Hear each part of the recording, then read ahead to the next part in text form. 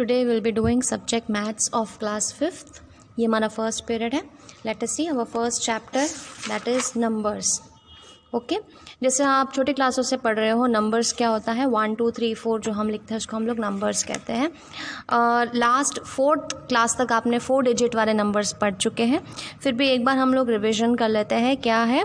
तो लार्जेस्ट और smallest digit के बारे में देखेंगे एक बार. ओके सो लार्जेस्ट डिजिट मतलब एक डिजिट के अंदर सबसे लार्जेस्ट डिजिट कौन सा है 9. 2 डिजिट में 99. 3 डिजिट में आ जाएगा 999. 4 डिजिट में हो जाएगा 9999. ये लार्जेस्ट डिजिट में आ रहा है.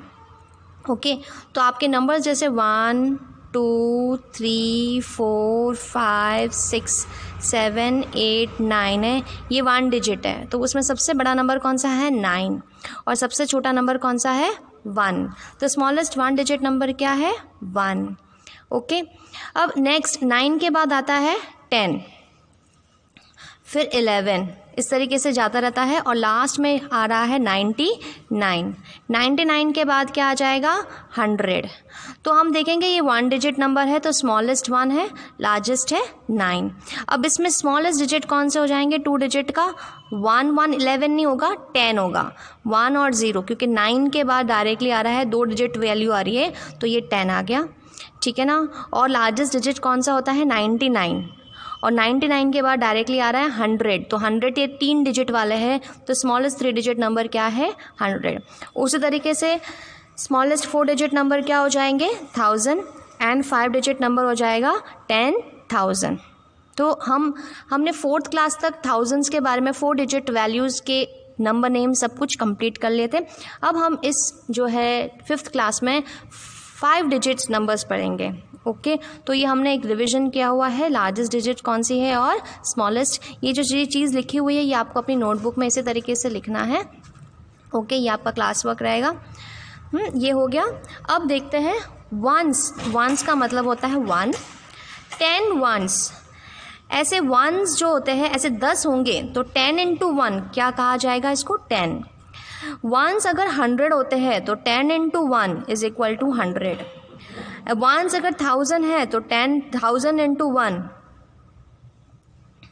क्या हो जाएगा 10,000. अब हम क्या देखेंगे अगर ऐसे 1 10 बार, अगर 1 जो है वो 10 बार होंगे तो क्या हो जाएगा 10 वंस कहा जाता है. क्या कहा जाता है 10 वंस. अगर 1 जो है 100 बार आ रहा है तो उसको हम लोग क्या कहते हैं 10 टेंस.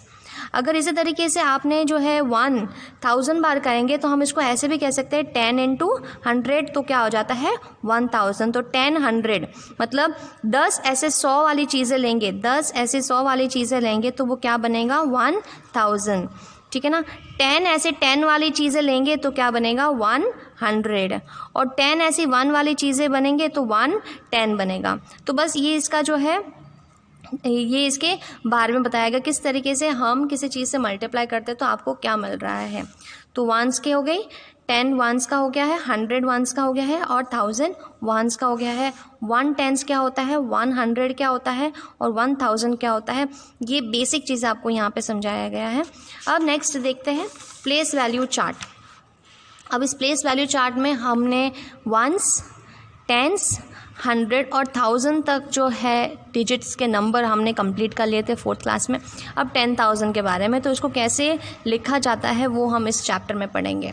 तो जैसे मैंने ये एक नंबर लिखा हुआ है 10324. तो ये पीछे वाला नंबर किस पार्ट का है, किस वैल्यू में आ रहा है वंस में आ रहा है. उसके जस्ट पास वाला नंबर ये टेंस में आता है, इसके पास वाला नंबर ये आता है हंड्रेड्स में, इसके पास वाला नंबर आता है 1000 में और ये वाला आ जाता है 10,000 में. तो हम देखो कॉमा कैसे डालते हैं, 3 डिजिट के बाद कॉमा डाला जाता है.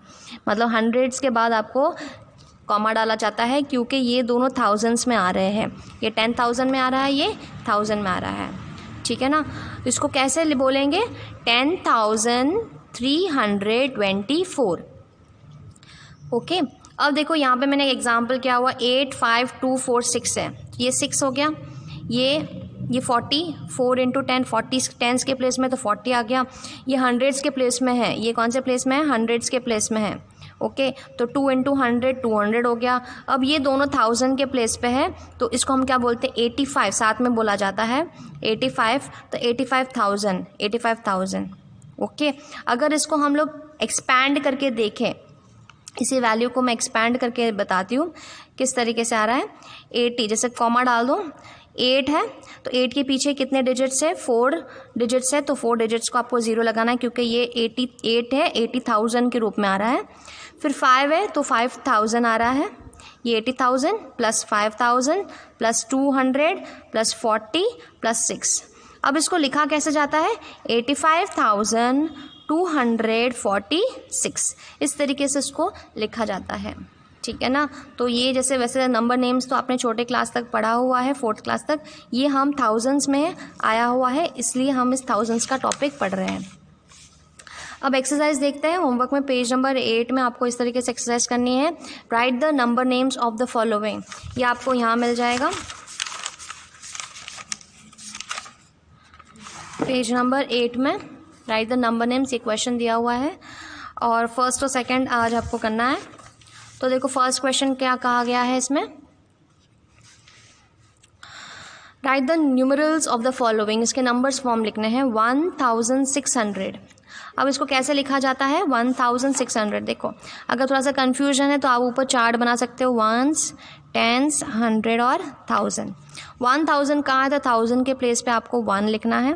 600 का हुआ तो 100 के प्लेस पे आपको 6 लिखना है, और पीछे 10s और 1s के बारे में कुछ भी नहीं कहा गया तो इसको आपको क्या लिखना है 0। तो क्या हो गया 1600 हो गया, 1600। अब सेम आप यहाँ पे भी कर सकते हो 5000, तो 5, ठीक है ना। 100 के प्लेस में कुछ भी नहीं दिया हुआ है तो आपको 0 लिखना है, और 42 10s के प्लेस में आपको ये साथ में दिया हुआ है 42। अब नेक्स्ट है 7000, 1000 के प्लेस में जैसे मैंने 7 लिखा है। 900, 100 के प्लेस में आपको 9 लिखना है, ओके, और 86, इस तरीके से आपको काम करना है।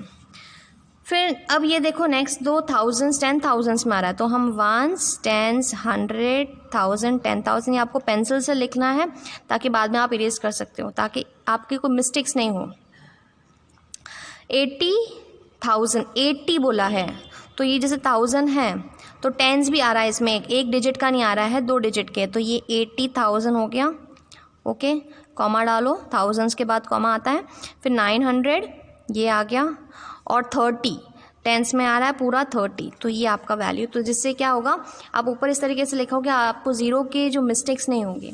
अब नेक्स्ट वैल्यू देखो 90,000, 700 दिया हुआ है, 97,000 दिया हुआ है। क्या दिया हुआ है 97, तो आपको क्या लिखना है इसको।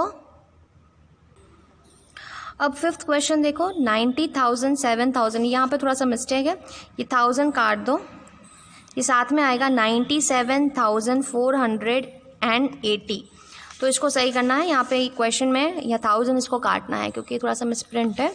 अब देखो मैंने यहाँ पे काट लिया है 97,480, तो इसका आंसर क्या होगा, देखो 1s 10s 100 1000 10,000 है, तो 97 ये दोनों 1000 के ग्रुप में आ गया। फिर कॉमा डालो, 400 100 के ग्रुप में आ गया, और 80 इस तरीके से आपका पूरा वर्क रहेगा।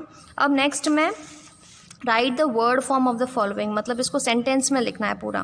तो आपको क्वेश्चन दिया हुआ है 24056, तो पहले आपको कॉमा डालना है, ठीक है ना। कॉमा डालने से ये पता चलता है कि ये 1000s में है, ये 100 में है, ये 10s और ये 1s में है। तो आप ऊपर भी लिख सकते हो अगर आपको थोड़ा सा कन्फ्यूजन लगता है, तो इसको साथ में बोलना है। क्या आ जाएगा इसमें, क्या आ जाएगा 24,000। 100 के प्लेस में कुछ भी नहीं दिया हुआ है तो उसको कुछ नहीं लिखना है, डायरेक्टली क्या आएगा 56, ठीक है ना। ये मैंने एक किया हुआ है, आपको पूरा करना है 2 3 2 सेकेंड वाला, थर्ड वाला, फोर्थ वाला, फिफ्थ वाला, ये पूरा यहाँ तक कंप्लीट करना है आपको होमवर्क में, ठीक है ना। ये एक्सरसाइज फर्स्ट का फर्स्ट और सेकंड ये पूरा आपको सेल्फ कर, ये तो मैंने करके बताया, एक ये करके बताया, बाकी आपको खुद से करना है अपनी नोटबुक में। क्लियर।